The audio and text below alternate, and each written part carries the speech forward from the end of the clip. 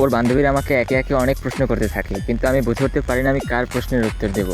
আমি বললাম, আপনারা সবাই আমার এখান থেকে সরে যান। মেয়েগুলো আমাকে বলতেছে, ভাইয়া আপনি কি ভয় পাচ্ছেন? আমি বললাম, দেখেন মানুষ কি বলবে, আপনারা এরকমভাবে আমাকে ডিস্টার্ব করতেছেন, আপনারা তো মানুষের চোখে অনেকটা খারাপ হয়ে যাইতেছেন। আমি এখানে বেড়াতে আসছি, মানুষ কি বলবে আমাকে নিয়ে বলেন তো একটু।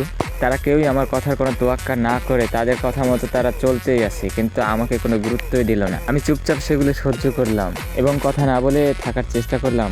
রাত তখন 1টা বাজে, সবাই চলে গেল। অনেক চেষ্টা করি, ভেবেছিলাম এ রাতে আমার হয়তো ঘুমটা ভালো হবে, কিন্তু আমার ঘুমটাই যে হলো না। সারাদিনের ঘটে যাওয়া সেই ঘটনাগুলো আমার চোখের সামনে যেন ভেসে আসে। আমি যেন ঘুমাতেই পারতেছি না, এরকম একটা অবস্থা আমার। এসব নিয়ে ভাবতে ভাবতে কানে ফজরের আজান ভেসে আসলো।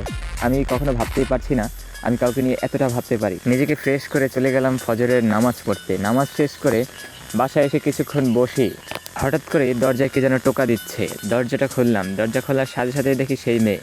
আমি অবাক দৃষ্টিতে তাকেই শুধু দেখতেছিলাম। প্রশ্ন করলাম, আপনি এত সকালে? সে আমাকে বলল, ঘুম কেড়ে নেওয়া মানুষটা আদৌ ঘুমিয়েছে কিনা সেটা দেখার জন্য ছুটে চলে আসলাম। আমি বললাম, ও আচ্ছা, ভালোই করছেন এসে, আমিও রাতে ঘুমাতে পারিনি। এভাবে গল্প করতে করতে সময়টা কেটেই গেল।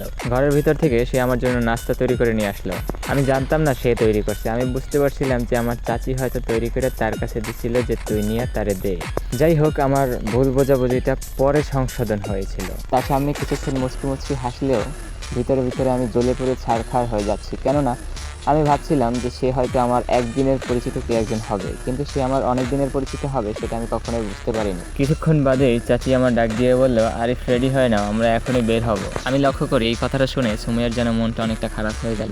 আমি তখন ফোন চালাই না, কিন্তু আমার মাথায় আসে তার নাম্বারটা আমার পেতেই হবে, কিন্তু কিভাবে পাবো সেটা আমি জানি না। সে আমার পাশের চেয়ারটাতে বসে মোবাইল টিপতেছে এবং অনেক কিছু ভাবতেছে, তার মনটা যেন ভীষণ খারাপ। তার হাত থেকে ফোনটা নিয়ে নেই।